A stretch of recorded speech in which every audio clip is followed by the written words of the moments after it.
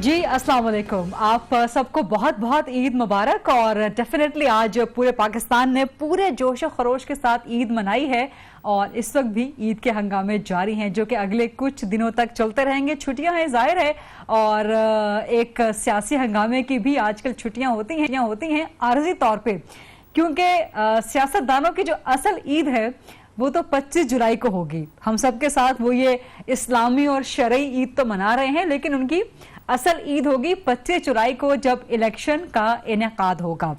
पाकिस्तान में जितनी भी कोशिश की जाए सियासत से हटके कोई बात हो ही नहीं सकती, और ख़ासतौर पे सहाफ़ियों का, एंकर्स का ये ख्याल है, क्योंकि आजकल भी आम लोग जब मिलते हैं, यहाँ तक कि जब ईद मिलते हैं एक दूसरे के साथ, तो सलाम दुआ गले मिलने के बाद यही सवाल किया जाता है कि जी मुल्क जा किस तरफ रहा है, आगे होने क्या जा रहा है, नून लीग का क्या बनेगा, शरीफ फैमिली का क्या बनेगा, सजा होगी कि नहीं होगी, अगला वज़ीर आज़म कौन होगा, इमरान खान होंगे, बिलावल भुट्टो होंगे, नून लीग से होगा, कौन होगा। तो ऐसा तो हो नहीं सकता कि हम सहाफ़ी हजरात जिनका पहला पेशा ही सहाफ़त करना है वो सियासत से हट जाएं। लेकिन चूंकि ईद का मौका है तो थोड़ी बहुत कोशिश करेंगे कि हल्की फुल्की बातचीत रहे, और कुछ ऐसे अनकन्वेंशनल लोगों से, गैर रिवायती लोगों से कि जिनका सियासत से ताल्लुक तो हो लेकिन सियासत से ताल्लुक ना हो, आपको ज्यादा पहेलियां नहीं बुझवाती में। और जैसे कि हमने बात की कि असल ईद पाकिस्तान में एक दूसरी ईदों के दरमियान, छोटी ईद और बड़ी ईद के दरमियान एक असल ईद जो पाकिस्तानियों की होगी वो 25 जुलाई को होगी, सियासतदानों के लिए भी, अवाम के लिए भी, जहां कुछ लोगों के फेवरेट लोग जो हैं वो असेंबलियों में पहुंचेंगे, हुकूमतें बनाएंगे।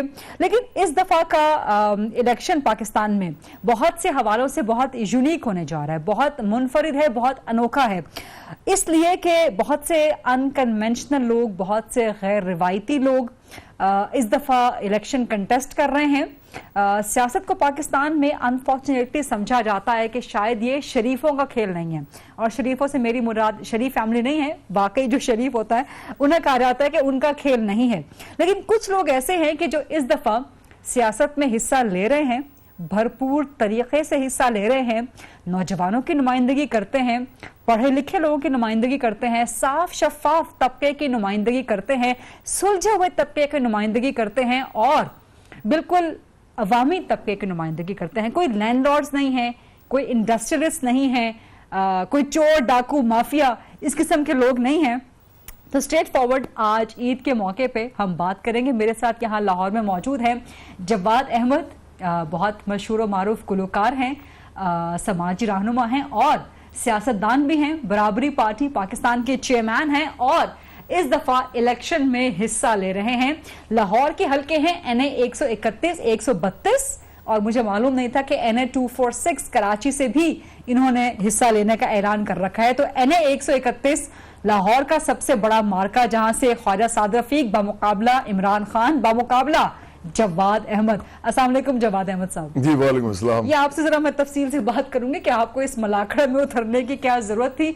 और कराची से मुझे ज्वाइन कर रहे हैं नौजवान वकील हैं, समाजी रहनुमा हैं, बहुत मशहूर व मारूफ हैं। आप इनको बहुत से समाजी हुकूक के लिए काम करते हुए देखते हैं, बिल्कुल फ्रंट लाइन पर रहते हैं, और अब सियासत में भी हिस्सा ले रहे हैं। जिब्रान नासिर NA 247 कराची और PS 111 कराची से लड़ने का इरादा रखते हैं। अस्सलाम वालेकुम जिब्रान नासिर। वालेकुम अस्सलाम जी, और ईद मुबारक। बहुत शुक्रिया, आपको भी बहुत बहुत ईद मुबारक। जिब्रान, ईद कैसे गुजरी पहले तो ये बताएं। आज वाली ईद, मैं 25 जुलाई वाली ईद की बात नहीं करूंगी फिलहाल। देखिए जी, असल ईद तो वही होती है जो अपनों के साथ हो और खुशी से। हमारा बड़ा का कहते हैं अच्छे खुशूबी से रमज़ान का महीना गुजरा, बाबरकत महीना गुजरा पाकिस्तान पूरी उम्मत के लिए। तो ईद भी जो है अपनों के साथ बनाई जा रही है, खुशी है, और हल्के के अंदर सरगर्मियाँ बढ़ी हुई हैं, लोगों से मिल रहे हैं। मगर अब ये जो मौका है मेरे ख्याल में इसको गैर सियासी रखा जाए तो थोड़ा बेहतर है, क्योंकि ये खुशियाँ जो होती हैं ये गैर सियासी रहनी चाहिए, हर एक के साथ मनानी चाहिए। बिल्कुल एब्सोल्युटली। मैंने पहले कहा कि पाकिस्तान में कोई मौका ऐसा नहीं होता पे बात ना की जाए, जहाँ पे दो लोग मिलते हैं वही पूछते हैं कि जी आगे होने क्या जा रहा है, हुण की होएगा, मुल्क ना की बढ़ेगा। जवाद अहमद साहब, आपकी ईद कैसी गुजरी? आपको ईद मुबारक। देखें, ईद मुबारक आपको भी। खैर मुबारक, शुक्रिया। मेरा इतना ही ख्याल है कि पाकिस्तान के जो हालात हैं उसमें ईदें जो हैं वो तो आती रहती हैं और हर साल आती हैं और दो आती हैं, और हालात लेकिन नहीं बदलते। तो इसलिए लोग जब पूछते हैं तो वो बहुत जस्टिफाइड होते हैं कि अब आगे क्या बनेगा। जब आपके मुल्क में 15,000 मिनिमम वेज दे रहे हों लोगों को आप, जब आप लोगों को सेहत और तालीम ना दे रहे हों, और तमाम सूबों में यही हो, और जब आप लोगों को उनकी जो एम्प्लॉयमेंट है उसके हवाले से उनको आपने खुला छोड़ा हो, जो मर्जी करें, ऊपर आसमान नीचे ज़मीन, और वो अपने लिए रोज़ी तलाश करें, तो ऐसे मुल्कों में अनसर्टेनिटी इतनी होती है कि लोग जो है वो फिर सवाल करते हैं। और ये सवाल बहुत इंपॉर्टेंट सवाल है, इसी का जवाब देने के लिए हम भी सियासत में और जब कदम मेरा रख रहे ख्याल है हैं। कि ये ईद का जो मौका आता है, अगर इसको एक रिलीजियस पर्सपेक्टिव से भी देखा जाए और सोशल पर्सपेक्टिव से भी देखा जाए, तो ईद का मतलब यही होता है कि जो इस किस्म के लोग, जो कि गरीब तबका है, जो कि अफोर्ड नहीं कर सकता, उसके साथ आप खुशियां बांटे कम अज कम। ये तो आप ठीक कह रहे हैं बिल्कुल। देखें कि दिन लोग जो हैं वो अगर लोगों के लिए कोई चैरिटेबल ज़हन के साथ, या जैसे हम कहते हैं कि वेलफेयर के हवाले से अगर सोचें और लोगों को कुछ दें, कुछ शेयर करें उनके साथ, तो ये बहुत अच्छी बात है। लेकिन मेरा ख्याल ये है कि जैसे नेल्सन मंडेला ने कहा था ना कि जो चैरिटी है वो इम्पोर्टेंट चीज़ नहीं है, वो नहीं कोई किसी भी मुआशरे का हल निकाल सकती, उसकी बुराइयों का, उसकी खामियों का। असल चीज़ तो ये है कि पॉवर्टी जो है ये एक प्रोडक्ट है सिस्टम का, और सिस्टम अगर ठीक नहीं होगा तो ये ऐसे रहेगा, और ये कोई आफाकी चीज़ नहीं है। तो मैं समझता हूँ कि ये जो हमारा एक जज्बा होता है ना रमज़ान में और ईद पे, ये एक बिल्कुल अच्छा जज्बा है लोगों की मदद करना, लेकिन लोगों को इस काबिल करना कि उनको किसी की मदद की ज़रूरत ना हो, और लोग एक दूसरे से इक्वालिटी के लेवल पे मिलें, बराबर के लेवल पे, ईद पे एक दूसरे के साथ जब बगलगीर हो तो दोनों को इज्जत का एहसास हो, ये होना ज़्यादा इंपॉर्टेंट है मेरा ख्याल है। जिब्रान, आप क्या कहेंगे जवाद के इन बातों पे, और खास तौर पे अब आप, अच्छा मुझे ये बताएं कि आप इससे पहले भी सियासत में हिस्सा ले चुके हैं जिब्रान? 2013 में भी आपने कॉन्टेस्ट किया था? मैं जी इंतखाब में 2013 में हिस्सा ले चुका हूँ, मगर सियासत से मुझे नहीं लगता कि मेरा ताल्लुक कभी ख़त्म हुआ था। हम ये भूल जाते हैं कि जितने भी हमारे सिविल और सोशल इश्यूज़ हैं वो इनहेरेंटली पॉलिटिकल इश्यूज़ ही होते हैं। तो जिन भी इश्यूज़ में पहले काम करता रहा हूँ, उनमें जिनके मैं मद्दे मुकाबिल रहा हूँ, वो पाकिस्तान की सियासी कुव्वतें हैं जिनको हम स्टेटस को की ताकतें बोलती हैं। जहाँ ईद और रमज़ान के वाले से बात हो रही है, मैं जवाब से बिल्कुल भी इख्तलाफ नहीं करता, इस बात पर इत्तेफाक रखता हूँ। ईद जो है वो खुदा की तरफ से नेमत है, और वो नेमत आती है 30 दिन के रमज़ान के बाद। जिस रोज़े के अंदर हम जब गुजरते हैं तो हम बात कर रहे थे इक्वालिटी की, जवाब बात इक्वालिटी कर रहे थे, और इक्वालिटी के लिए हमारे अंदर एहसास होना बहुत ज़रूरी है कि हमारे पास कुछ है जो दूसरे के पास नहीं है। उसकी वजह यह है कि हमारे यहाँ बराबरी से तकसीम नहीं है वसाइल की। तो जो हम तो ये तो ज़रूर करते हैं, आप देखते हो कि कराची में बड़ा कल्चर है कि हम उन लोगों को जो अफ्तारी अफोर्ड नहीं कर सकते, सहरी अफोर्ड नहीं कर सकते, घर के बाहर बड़े दस्तरखान ला के सजा के लगाते हैं।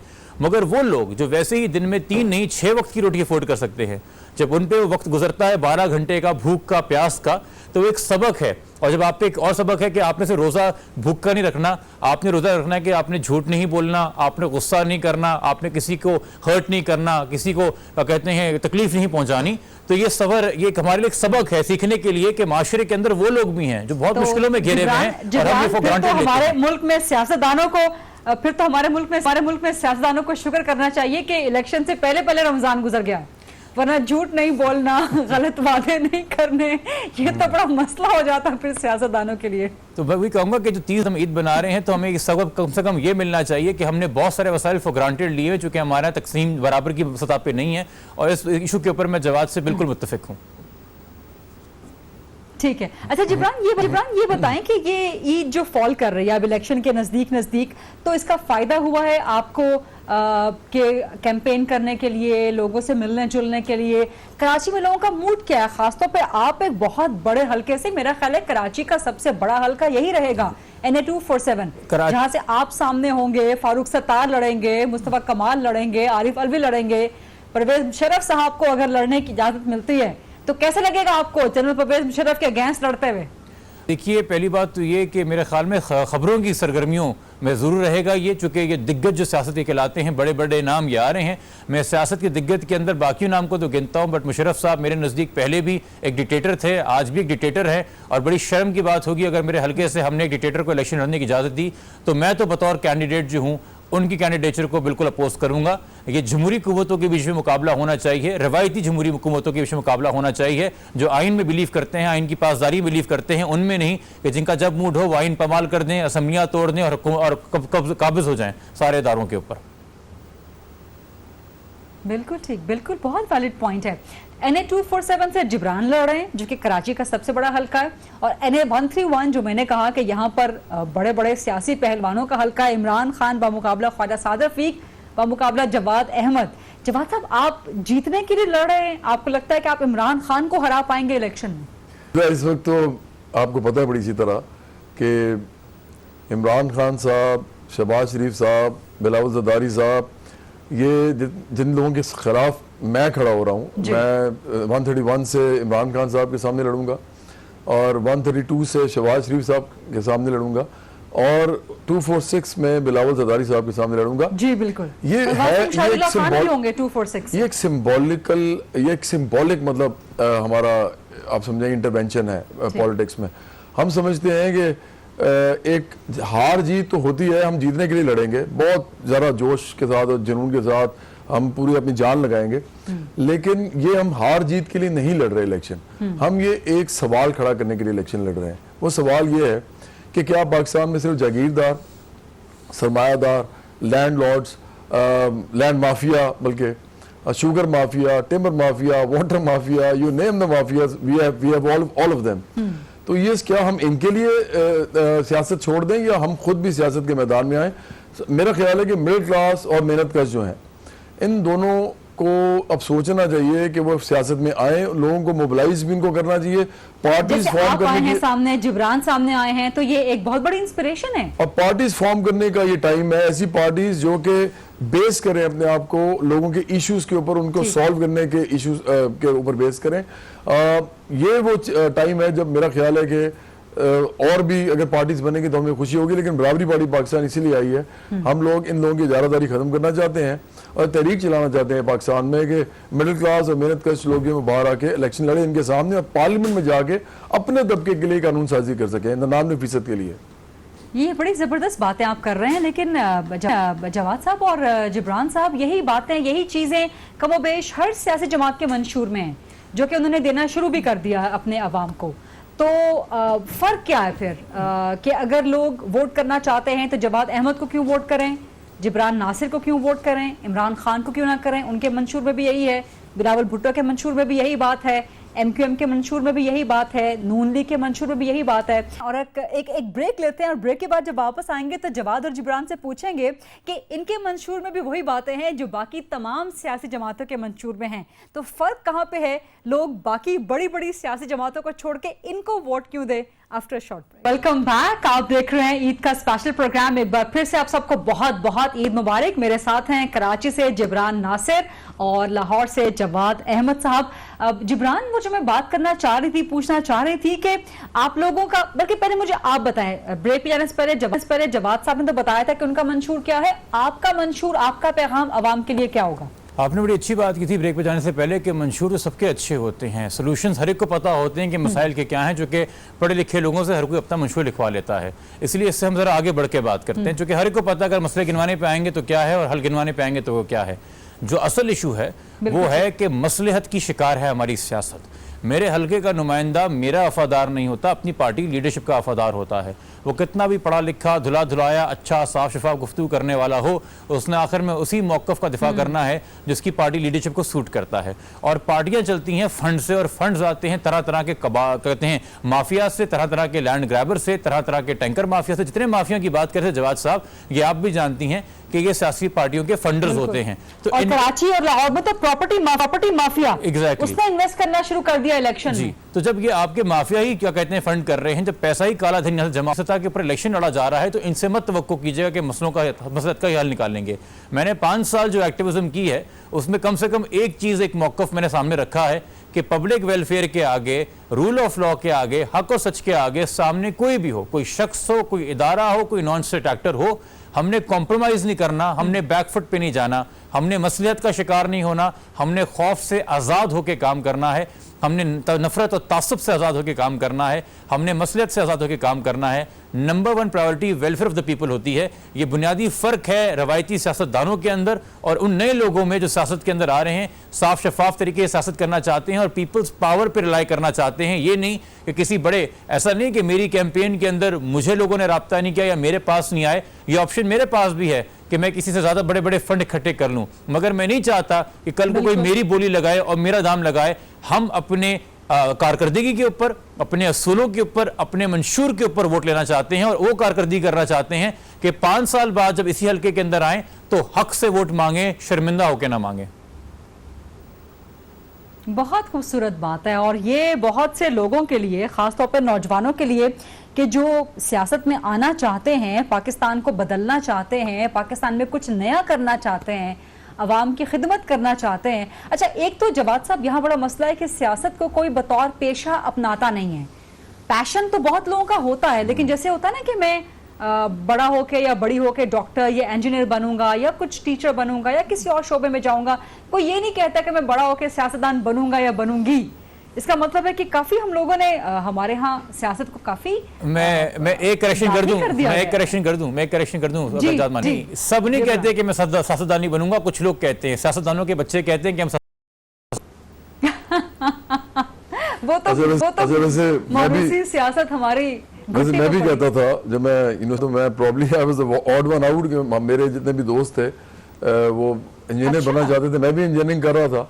मैंने इंजीनियरिंग की डिग्री लेके वालिद साहब को भी दी थी, लेकिन I wanted to be a politician, क्योंकि मेरे वालिदैन पढ़ाते थे पॉलिटिकल साइंस, तो मैं उनकी किताबें पढ़ता था।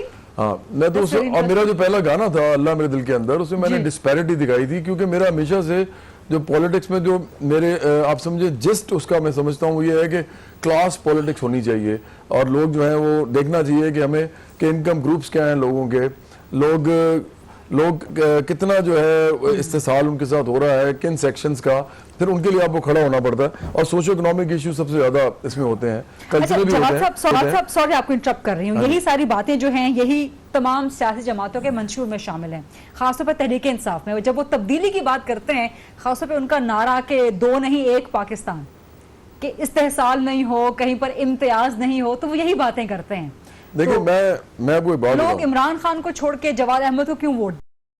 तहरीक इंसाफ जो है वो एक बड़ी पार्टी है, मैं उनकी इज्जत करता हूं, लेकिन मैं उनके बिल्कुल मंशूर से मुत्तफिक नहीं हूं, और मंशूर सारी पार्टीज के एक जैसे नहीं होते। लोग जो हैं जब वो रिफॉर्म्स करने की कोशिश करते हैं, असल मसला यहाँ पे पैदा होता है कि रिफॉर्म्स किस किस्म के करेंगे। क्या लैंड रिफॉर्म्स किए बगैर पाकिस्तान में जागीरदारी निज़ाम जो है और वो जो ट्राइबल निज़ाम जो है उसको ख़त्म किए बगैर या उसको ख़त्म करने की तरफ जाए बगैर क्या पाकिस्तान चेंज हो सकता है? नहीं हो सकता। ये लोगों को समझना चाहिए। इसी तरह, और क्योंकि दुनिया में जहाँ जहाँ पे भी इंडस्ट्रियलाइज हुए हैं मुल्क, उसी वक्त हुए जब इन्होंने इस जान छुड़ाई है। और इंडस्ट्रियलाइजेशन पाकिस्तान की सबसे बड़ी इस वक्त जो है ना प्रॉब्लम है, होना बहुत ज़रूरी है। मॉडर्निज्म जो है, जिसको हम प्रोग्रेसिव एटीट्यूड कहते हैं, बिहेवियर्स कहते हैं, वो भी नहीं आ सकते जब तक इस मुल्क में फ्यूडलिज्म जो है उसकी बाकियात रहेंगी, और वो कल्चरल सतह पे बहुत ज़्यादा है। अच्छा, लेकिन मैं असल बात जो आपको बताऊँ, मैं ये समझता हूँ कि मैं जबरान जो है ना इनकी बड़ी इज्जत करता हूँ। इनका जो ह्यूमन राइट्स एक्टिविज्म है ना उसमें दिलेरी बहुत है। मैं इनको एक बहादुर आदमी समझता हूँ, और ये हमेशा बहुत स्टेडफास्टली ये खड़े होते हैं, पक्के खड़े होते हैं चीज़ों के ऊपर। अच्छा, मेरा अपना ये ख्याल है, जब एक पार्टी बिल्ड करनी होती है ना, जैसे बराबरी पार्टी पाकिस्तान है, हमारे लिए एक ऐसा इशू है जिसमें हम कोई मसलियत नहीं करेंगे किसी किस्म की भी, वो है क्लास इशू। हम कहते हैं कि गरीब अमीर का जो फ़र्क है इसको ख़त्म करें और रियासत जिम्मेदार हो खाने, कपड़े, घर, तहफ़्फ़ुज़, तालीम, इलाज, रोज़गार, बिजली, पानी, ट्रांसपोर्ट, इंसाफ, इनकी रियासत जिम्मेदार हो, सबको बराबरी की सतह पे दे। यहाँ पे हम कॉम्प्रोमाइज़ नहीं करेंगे, जो मर्जी हो जाए हम खड़े रहेंगे, और चाहे जितनी मर्जी मुश्किलात आए, जितनी मर्जी प्रॉब्लम्स हो, कहीं से भी आए, हम उनका डट के मुकाबला करेंगे। इसके अलावा जो मामलात हैं, मैं समझता हूँ ये पार्टी बिल्ड करने के हवाले से मैं कह रहा हूँ, हमें लगता है कि इस मुल्क के अंदर जो अदारे हैं, जो भी उनके रोल्स हैं, वो इस तरह के हैं कि वो इस मुल्क की सालमियत के साथ भी अब जुड़े हुए हैं। मैं कराची से अगर आपको कहूँ कि आप रेंजेस को निकाल लीजिए तो कराची में केओस हो जाएगा बहुत बड़ा। इसी तरह बलोचिस्तान में जो मामलात हैं, जो आपके पख्तूनख्वा में, फाटा में मामलात हैं, इवन साउथ पंजाब में जो मामलात हैं, देखिए ये कोई आसान काम नहीं है कि आप लोगों के साथ या अदारों के साथ ये वाली बात करें कि जी आपका रोल ये बनता है, आपका रोल ये बनता है। ये बड़ी कहना बड़ा आसान है, लेकिन हमारे ख्याल में ये बहुत ही ग्रे सा एरिया है। एक बात अगर हम करें जो हम एज अ पार्टी समझते हैं कि हम अवाम के पास जाएं, उनके इश्यूज लेके जाएं, अवाम हमारे साथ आए, और अवाम में फौजी भी होते हैं, अवाम में पुलिस वाले भी होते हैं, अवाम में तमाम ऑपरेसिव अदारे भी होते हैं स्टेट के। जब उन लोगों तक भी आप जाएंगे तबकाती सवाल लेके, गरीब अमीर का, तो आप यकीन करें ये तमाम अदारे जो हैं वो अपने अपने रोल अच्छा, जब अदा करना आप शुरू लोग कर देंगे, के- क्योंकि अवामी ताकत जिसके पास आ जाती है ना, और अवामी ताकत आती इश्यूज के ऊपर है। आज तक अगर भुट्टो साहब ने इस मुल्क के अंदर सबसे ज्यादा जो तहरीक चलाई थी जिसकी वजह से उन्होंने स्वीप किया था इलेक्शन, वो उनका रोटी कपड़ा मकान का नारा नारा था। था। उन्होंने और कोई नारा नहीं लगाया, उन्होंने एक आदमी के बेसिक इश्यूज की बात की। मसला ये है कि कोई भी पार्टी ये काम नहीं कर रही है। और मेरा ख्याल है कि ये जिब्रान को भी करना पड़ेगा, मुझे भी करना पड़ेगा, हमारी पार्टी को भी करना पड़ेगा, अपने लेवल पे और आप सबको लोगों करना से पड़ेगा। तवक्कुआत भी हैं, आप लोगों से उम्मीदें भी हैं, क्योंकि आप लोग एक, मैंने पहले कहा था कि गैर रिवायती से लोग आप लोग सामने आए हैं। तवक्को नहीं की जा रही थी, लोग समझते नहीं थे कि पाकिस्तान में सियासत कोई जमींदारों, जागीरदारों, वडेरों, बड़े बड़े फैक्ट्रियों, बड़ी बड़ी जमीनों के, बड़े बड़े माफिया के अलावा भी कोई सियासत कर सकता है, क्योंकि पैसा बहुत लगता है यहाँ पर। तो मुझे ये बताएं जवाद साहब, आप कितना पैसा लगाएंगे, कितना पैसा लगा सकते हैं आप इलेक्शन में? देखिए, या इलेक्शन कमीशन की जो बार है उसके अंदर रहेंगे, देखिए, हम तो एक- कानूनी बार के अंदर? मैं तो एक ऐड करने वाला हूँ, और उसमें मैं ये कहता हूँ कि इम्प्लीमेंटेशन जो है ना इस रूल की, जो इलेक्शन कमीशन ने बनाया हुआ है कि आप 40 लाख, इस दफा 40 लाख हो जी। गया है, वो 40 लाख से ऊपर आप नहीं खर्च कर सकते। बिल्कुल। पहली बात तो ये कि खरीदा इस मुल्क के अंदर 40 लाख रुपए का लगा सकता है, और अगर वो लगाएगा तो वो तो ज़ाहिरी बात है गरीब आदमी नहीं है, ज़ाहिरी बात है कि वो मिडिल क्लास का भी नहीं है। तो आपने तो पहले एक्सक्लूड ही कर दिया ना पूरी क्लास को ठीक। कि आप तो इलेक्शन नहीं लड़ सकते। लोग 30-30 हज़ार रुपया, हमने एक भट्टा मजदूर को खड़ा किया है, वो 30 हज़ार रुपया वो कहता है कि जवाद भाई कुछ हो सकता है कि पार्टी सपोर्ट कर दे। हम उसे कहते हैं अपनी जान मारो, जाओ कम्युनिटी के पास, कम्युनिटी को लगाए मेरे पे पैसा, मैं तुम्हारे लिए खड़ा हुआ हूँ, अपनी कम्युनिटी के पास जाओ। बिल्कुल। और भट्टा मजदूरों की बहुत बड़ी तादाद है इस मुल्क के अंदर जिनका वो रिप्रेजेंटेटिव है इस वक्त, और वो बहुत अच्छा लीडर भी है उनका। लेकिन 30 हज़ार रुपए के लिए वो बेचारा परेशान है, और हम उसको लेकिन फिर भी कहते हैं करो, पार्टी बाद में देखेगी, अब ऑफकोर्स जब कुछ भी नहीं होगा उससे तो हम उसको सपोर्ट करेंगे। लेकिन हम चाहते हैं कि लोग अपने पाँव पे खड़े हों, कम्युनिटी मोबिलाइजेशन स्टार्ट हो, लोग नुमाइंदे अपने खड़े करने पे कहेंगे हाँ यार हमने इसको खुद खड़ा किया है, हमें जो पैसा भी लगाएंगे, और ये जाएगा जब पार्लियामेंट में तो हमारे इश्यू सॉल्व करेगा। जिब्रान, आप कितना पैसा लगाएंगे अपने इस सारी इलेक्शन कैंपेन पे? बिल्कुल अलाउड है, उतना ही लगाएंगे, मगर पैसा इकट्ठा करना ठीक बात है, कहीं पे मुश्किल होता है, इलाकों पर डिपेंड करता है। मगर अगर आपने काम किया है और आपने कारकर्दगी दिखाई है तो लोग आगे भी आते हैं। मैं बेनिफिट मुझे यहाँ पे मिलता है कि मेरे हलके के अंदर या कराची में, अर्बन सिटी में रहते हुए इस तरह के बहुत से मुखिर हजरात हैं। हमने काम ये किया है कि हमने इंटरनली एक कैप लगाया हुआ है कि हम एक हद से ज़्यादा एक पर्टिकुलर डोनर से कोई पैसे नहीं लेंगे, ताकि हम किसी के इन्फ्लुएंस में नहीं आए, ना हम आना चाहते हैं। मगर ऑफ कोर्स अपना पैगाम आगे पहुंचाने के लिए भी, एक एजेंडा पहुंचाने के लिए भी लोगों तक आपको उस पैसे की ज़रूरत है। हम कोई रेगिंग की बात नहीं कर रहे, कोई इलेक्शन खरीदने की बात नहीं कर रहे, कोई वोट खरीदने की बात नहीं कर रहे, मगर आवाम तक अपना पैगाम पहुंचाने की बात कर रहे हैं। अगर हम बात करते हैं 40 लाख रुपए की, ठीक है एक बड़ा अमाउंट है, पर मैं ये भी देखता हूँ कि मेरा अगर NA का अगर मैं वोटर देखूं तो वो 3.5 लाख से ज़्यादा है, 5 लाख के करीब है, और अगर मैं PS का देखूं तो 1.25 लाख के करीब है। तो अगर मैं सिर्फ PS की बात करूं, 1.25 लाख तक अगर मुझे पैगाम पहुंचाना और कैंपेन करनी है, तो क्या ये सारी एडवर्टाइजिंग एजेंसीज जो हैं, ये जो सारे आउटडोर बैनर्स लगाते हैं और बनाते हैं और प्रिंट करते हैं, ये सारी चीज़ें क्या मुझे फ्री में मिल जाएंगी? ऑफ कोर्स नहीं मिलेंगी, इन सब की कीमत है। हाँ, ये ज़रूर होना चाहिए कि अगर मैंने अपनी हद उस कानून पे बांधी है तो मेरा हरीफ भी हद उस कानून पे बांधे, क्योंकि हम तो नहीं अफोर्ड कर सकते बड़े बड़े टेलीविजन के ऊपर इश्तेहार, और हम तो नहीं अफोर्ड कर सकते कि आप जगह जगह बैनर लगा दें। अभी आप ये देख लीजिए कि मैं हूँ आज़ाद उम्मीदवार, मुझे सिंबल अलॉट होगा 30 जून को, तब तक मैं अगर बैनर छाप के लगाता हूं सड़कों पे और गलियों पे तो मेरा डबल खर्चा है, क्योंकि जब सिंबल मिलेगा मुझे दोबारा करना पड़ेगा। मगर चूंकि जो पार्टी से कैंडिडेट होते हैं उनको पहले से सिंबल मिला है, तो गो के अभी टेक्निकली ECP के रूल्स के मुताबिक कैंपेनिंग शुरू नहीं हुई है, मगर सारे शहरों के सारे खंभे और दीवारें भरी हुई हैं उनके पोस्टर्स से। तो टेक्निकली हमें देखा जाए तो कन्फिर एडवांटेज है, तो मगर हम इस पे बड़ा मुश्किल हाँ। काम आप कर रहे हैं, और आप मगर- दोनों की हिम्मत जी। को सलाम। अच्छा मैं- जी जिब्रान आप पूरी मगर तरह बात वही है कि हमने ये सीखा नहीं से घबराना है, चैलेंज को पूरा करने में मजा आता है, और हमने यही मनवाना है। चूंकि देखिए मेरे या जवाद की मिसाल से आने वाली जो यंग नस्ल है ना, जो उस स्कूल में, जिन स्कूलों से मैं पढ़ा, उस यूनिवर्सिटी से जहां से जवाद पढ़े, उनके अंदर ये एहसास है कि यार हम में से एक, हम वो जिनका ख्वाब सिर्फ ये होता है कि हमें किसी प्राइवेट कंपनी में जॉब मिल जाए, हम अपने घर लेने, बड़ी बात है बैंक से लोन लेके अपने बच्चों को पढ़ा लिखा लें, हमारे बस का नहीं कि हम मुल्क के मामला संभालें। हम जो निकल के आ रहे हैं इस तबके से, हम ये मिसाइल कम करना चाह रहे हैं कि लोगों में मोटिवेशन आए कि यार ये अगर हम में से आ सकते हैं तो कल को हम भी आ सकते हैं। हमने अपने आवाम को, अपने हल्के को, अपनी कंस्टिट्यूंसी को एम्पावर करना है, उनको रहमो करम पे नहीं छोड़ना कि वो बस फरियादें करते रहें। और हमारे यहाँ तो खैर बहुत से नौजवानों के नुमाइंदे इस वक्त तश्कील पा चुके हैं, सो कॉल्ड 60 साल 65 साल से बड़े लोग नौजवानों के सो कॉल्ड नुमाइंदे होते हैं। अच्छा, मैं हालांकि जी एक जवाद बात असल में ना, ये जो बात हो रही है ना बड़ी इंपॉर्टेंट है। मैंने बताया था कि हम रिट करना चाह रहे हैं, सुप्रीम कोर्ट में करना चाह रहे हैं कि वो जो 40 लाख की हद है ठीक। कम से कम उसको इंश्योर किया जाए कि इससे ज्यादा कोई खर्चा ना करे। लेकिन अब जवाब आप नहीं समझते काम इलेक्शन कमीशन का है, क्योंकि इलेक्शन कमीशन ने कानूनी तौर पर एक बार लगा दी है, पाबंदी लगा दी। मुझे मालूम है, लेकिन ये इलेक्शन कमीशन के लिए नहीं, हम तो सुप्रीम कोर्ट को कह रहे हैं, वो जिस तरह मर्जी देखें, मेरी बात सुने। अगर और आप ये इस इलेक्शन से पहले जाएंगे इस पर सजाएं भी दी जाए, फिर हाँ जी अभी इससे पहले हम जा रहे हैं, इस पर सजाएं भी दी जाए, लोगों को जो है वो चाहे वो पार्लियामेंट में चले भी जाए, उनको बाहर निकाला जाए। लेकिन एक बात मैं आपको बताऊं, इस मुल्क के अंदर जो जिब्रान को भी फील होगी, फेस करनी पड़ेगी, हमें भी एज अ पार्टी करनी पड़ रही है। मैं तो लोन वॉरियर नहीं हूं, मैं तो पूरी पार्टी के साथ काम कर रहा हूं, लेकिन हमें फिर भी फेस करनी पड़ रही है। और वो ये है कि प्री पोल रिगिंग आप किसको कहते हैं? आपके सारे चैनल जो हैं सारा वक्त वो या तो PMLN की बात कर रहे होते हैं या वो तरीके इंसाफ की बात कर रहे होते हैं, और सारा साल करते हैं। वो कोई भी काम करे, उनको छींक भी आती है ना तो टेलीविजन के कैमरा वहां पहुंच जाते हैं। ये भी प्री पोल रिंगिंग है। देखें, ये आपने किसी मुल्क में देखा कि सारा वक्त पॉलिटिशियन बैठ के, और या एक दो लीडर जो हैं वो सारा वक्त बैठ के टेलीविजन पे बोलते रहे।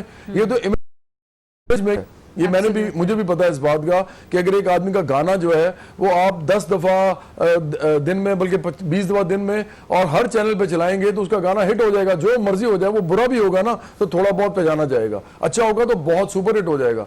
तो जब लोग जो है उनके इमेजेस मीडिया बनाता है, इतने बड़े इमेजेस बना देता है, फिर उनके साथ पार्टीज की एफिलिएशन होती है, पार्टीज के इमेजेस बन जाते हैं, बड़ी बड़ी पार्टीज बन जाती हैं। तो at the end of the day जो लोग इश्यूज के ऊपर खड़ा होना चाहते हैं वो क्या करें? मीडिया इमेज की कोई फिक्र नहीं करनी चाहिए। आप लोग तो एस्टैब्लिश पर्सनालिटीज हैं मीडिया के लिए, लेकिन मतलब आप जब भी आते हैं, जैसे आज मैंने आप दोनों को जहमत दी है, यहाँ पर दावत दी है, ये तो आप ही काइंडनेस है ना। आप लोग देखें, बात ये है, बात कौन नहीं जानता पूरे पाकिस्तान में, जिब्रान को कौन नहीं जानता। मैं तो ये कह रहा हूँ कि क्या जिनको लोग जानते हैं वो जब पॉलिटिक्स में आते हैं तो क्या उनको वही टाइम मिलता है जितना जो इन पार्टी को मिलता है, जो कि सरमायादार पार्टी तक जगह? ये भी डिस्पैरिटी है। वो बिल्कुल नहीं। देखें, रिगिंग की तो बात क्या करनी, रिगिंग तो स्टार्ट हो जाती है इलेक्ट्रॉनिक मीडिया से, तो इनको भी ख्याल करना चाहिए। ये देखें कि कोई इंसान की बात में कितना वेट है, उसका जो रिफॉर्म्स के प्रोग्राम है वो कितना इंटेलेक्चुअली रिफाइंड है, या कम से कम वो अंडरस्टैंडेबल है, कॉम्प्रिहेंसिबल है। तो फिर आप उसके साथ उसको लेके आए और बात करेंगे। मुल्क की बात हो रही है। आप जिन लोगों को लेके आते हैं टेलीविजन पे, आप उनसे पूछें कि इस मुल्क में क्या करना है तो उनको पता भी नहीं होता उन्होंने क्या करना है। लीडरशिप को कितना पता नहीं होता। तो इसलिए कम से कम उन लोगों को जो कि इस मुल्क में आते हैं काम करने की इजाजत यहाँ पर हमारी ज़बान ना खुलवाएं तो बेहतर है। बहुत से राज फाश होंगे। जिब्रान कुछ कहना चाह रहे थे। जवाद भाई कि आप और मुझे जो है वो वक्त की फिक्र नहीं करनी चाहिए कि सियासत में हमें टाइम नहीं मिलेगा, ये उनको करनी चाहिए जो 60 और 70 के घेरे के अंदर हैं। मैं और आप 20-30 साल इस क्या कहते हैं निज़ाम को दे सकते हैं, सियासत को दे सकते हैं, अपने हल्के को दे सकते हैं। मैं तो फिर ये बात कहूँगा कि बिल्कुल जहाँ मैंने काम किया है, मेरी मीडिया से शिकायत नहीं है, मीडिया ने पज़िराई भी की है, मीडिया ने आइडेंटिफाई भी किया। और एक वजह है कि मुझे खुशी हुई कि जब मैंने अपना नॉमिनेशन पेपर अनाउंस किया तो पूरे मीडिया ने उसको कवर किया और मीडिया ने देखा, और कहीं ना कहीं वो एक अक्कासी भी हुई उस डेस्परेशन की कि जिस तरह से हम नाला हैं और मायूस हो गए हैं, और हम अलग अलग नारों से और अलग अलग चीज़ों से। देखिए, सियासत जो है वो खिदमत का नाम है। हम किसी पे एहसान नहीं कर रहे, हम किसी को फेवर नहीं कर रहे इलेक्शन लड़के। हम तो अपने ऊपर जो चढ़ा हुआ कर्ज उतार रहे हैं, जो इस मुल्क ने हम पे चढ़ाया, हमारी परवरिश करके, हमें इस काबिल करके कि हम यहाँ बैठे हैं आपके शो पे बात कर रहे हैं। तो हमने काम करना है, फोकस करना है। मुझे पहले भी जब मैं इलेक्शन हारा था, बुरी तरह हारा 2013 के अंदर, तो लोगों को लगा था मैं वापस जाके अपनी लॉ फर्म में नौकरी कर लूंगा या कहीं और बिजी हो जाऊंगा। मैंने 5 साल सड़कों पे काम किया, कराची में, लाहौर में, थर्न में, हैदराबाद में, इस्लामाबाद में, पाराचनार में, फाटा में, जगह जगह गया।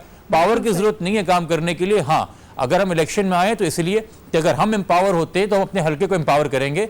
हमें अगर आप बेहतर तरीके से आर्म करते हैं, इक्विप करते हैं, तो हम बेहतर सर्व कर सकते हैं। हम सिर्फ इसलिए पावर के अंदर आए, कोई आशी करने के लिए यहाँ पे नहीं आए, वरना पहले भी अपने मुल्क के लिए काम कर रहे थे, और अगर हारे तब भी काम करेंगे।